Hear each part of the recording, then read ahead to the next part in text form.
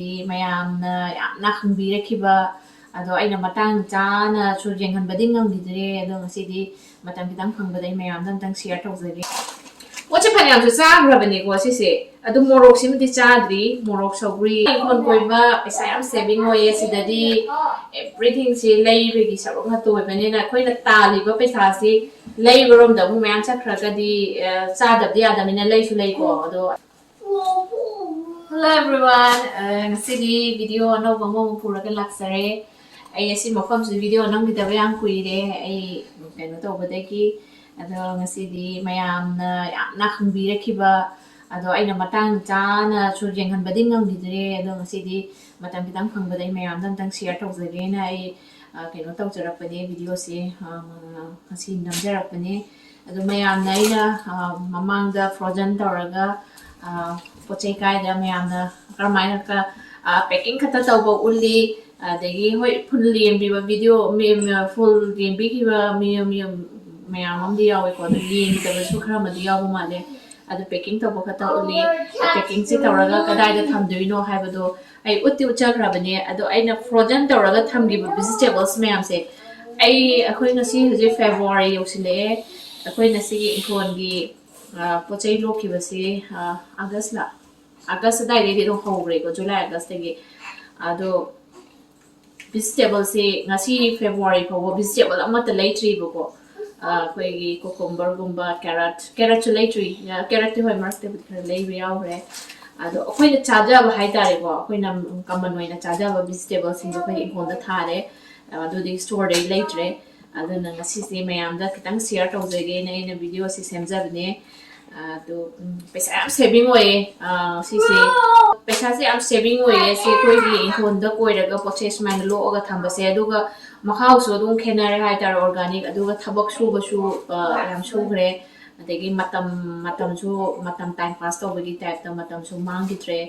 aduna paisa am saving way sida paisa se expense yam na pochai ji tang hai tare sida ji adu duna paisa am saving way de ai poche mon tengeng hanjarake ado sida leisina wacha phanyam chu chagrabani ko sise adu morok simdi chadri morok sogri khamen gumba di chaba hodri ai se thau hum phadabagi chadri hai tare atai di jana sare sogri su chadri sabde ado sise kaino dani kobi thamje sise sumaina yambadi na kite kobi thamje se ani khatani adu ani do koina fresh ori kan da khara charaga khara kaaga ina thamgibu ado kangsoi gumba hoji yam chaye ado kangsoi gumba da thanyam chagre na sise asi makhak tangai re asi se kobi thamje leire sema thamgibu do sisina tomato di ningai leitana tawbrabane ado na sina tomato se sisi leire to sumaina ani hum punjule sumaina thamgibudo khaira da sise tomato se gi vlog si ahung gumba degi tomato si yam cha joi tomato si so anda yam dai si da tre si gi ani ahung gumba leidi su gumba si tharaga ahung gumba leidi ana si yam cha re tomato si so degi sina khamen yam sang te no to ra pan gi khamen do si success dadri khamen si sukza zadri tha hum bhadri ene khamen si mdi chadri si packet am khatane khamen si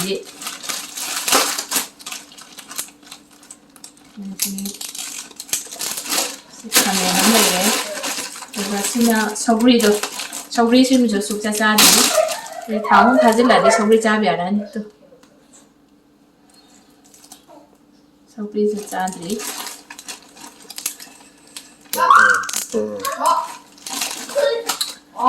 si naina jiplo bag laitri kan da arrival leiramba do naina hanjan gibane sema do da kobi mana suara ka thamgibu do chadri si so kamhom sa thu khadi yam service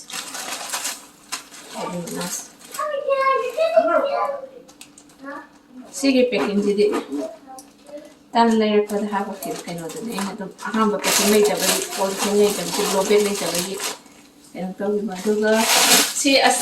Hawaii truck see the kuha ma see the koi Hawaii truck koi pan di budo see maku chabiga maku chadabiga mix loin tawre do asi khata ngai re handa kangsoi gumba yam chagre nga ga thongba kangsoi gumba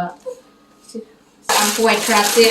maku yam haure do moi se di yon badu di maru chang badu ya yon di maku ga kai pulap so hon badu ado kaino so tawi he tare mahau so degi maru khato oi be sina khoi frozen yole ba adu mahau chara go leira go di chai ko di so asiga compare tawna ba yam thina khena gre si di am hawe maru se mai maru se ado sina hawan bi ni ai honde loki ba hawan ma bi me am do ado asi khata ngai hawan bi si so ai kangsoi gumba da iromba so chara ni gumba chagre enda keno to ba da kangsoi yam chare ado sina de hum bharaga yong chaka chakang ba ko man thabira ki do ga si ga handa iromba ba khara chara ni si hawan bi si hawan bi frozen keno tawra thamgi bising do maku aina sim keno gi kathala ga thamgi do do ye sina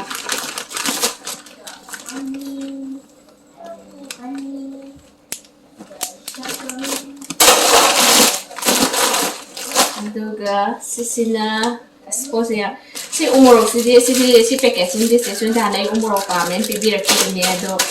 chadri umorok si handa ki sina sana pir ki bo umorok ni sina khoi khon de gi si packet ani sina umorok si am oi gi dre do chadri pa na morok handa ki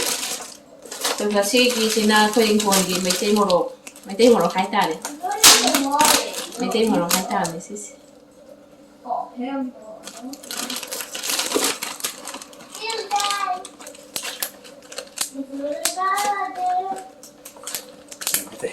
chào này còn mi chào cho em to mà sẽ khá là phật giáo là mấy tên gen mà sẽ khá là phật giáo mấy tên mồ si packet ani lo e koi morok to do cha ba su panyam cha re do me am su khare di yen na re do me am do dang thung ga di yen na ki asi le ho bo do ina do frozen tok sin re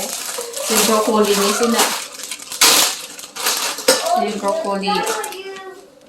ka cha mo oi na kai no ta ra tham gi bani si sin broccoli sare si so handa ki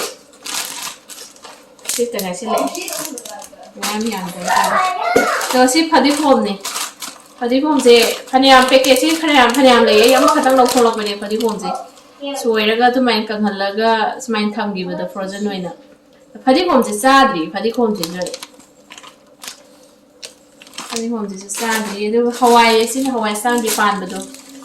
si so phaniam sana re si khatang ngai re ka tham gi ba hawai sin do ni si ni hajik lai ri si ado vegetable si am kana yin kon ko ba ya lai tree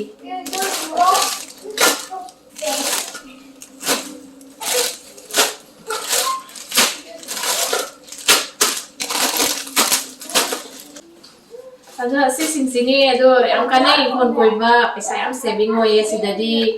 everything si lai ri gi sarong ha to ba ne na khoi na ta li ba paisa si lai rom da mu myan chakra ka di cha da dia da mina lai su lai ko do atupa vegetable la mai na si phaw lai ji hai tare haji July August te gi lo ko khar khar ko do na haji February ya su le vegetable ma su lai tri adu yam ka ne koi na ta li ba paisa do khang di save ta re hai tare vegetable si ram da di adu na si ma si ne koi na smai na si da di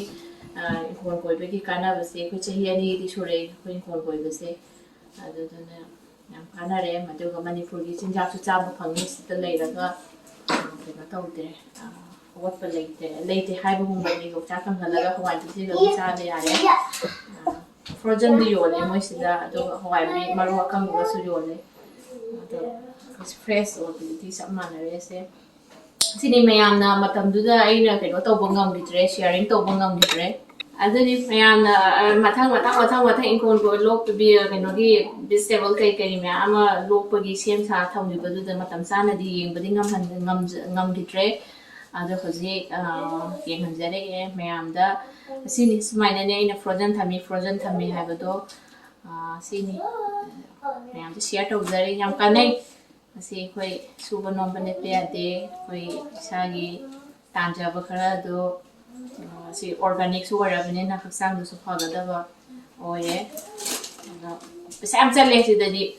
tang pochen oina tang banina everything ze lai begi sarunga to banina thaja ma khondore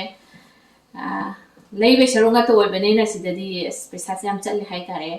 ne elis vegetable sidadi chef oire koi tamakta di sagri khamen cham hora ani hojik keno taraga di sagri thongba ai adum khara ngamaga di thongba thakpai so video khara tawba namna bu khonna jarake sini sigi video sidi thank you so much everyone to listen jarage sigi di matang saida bye bye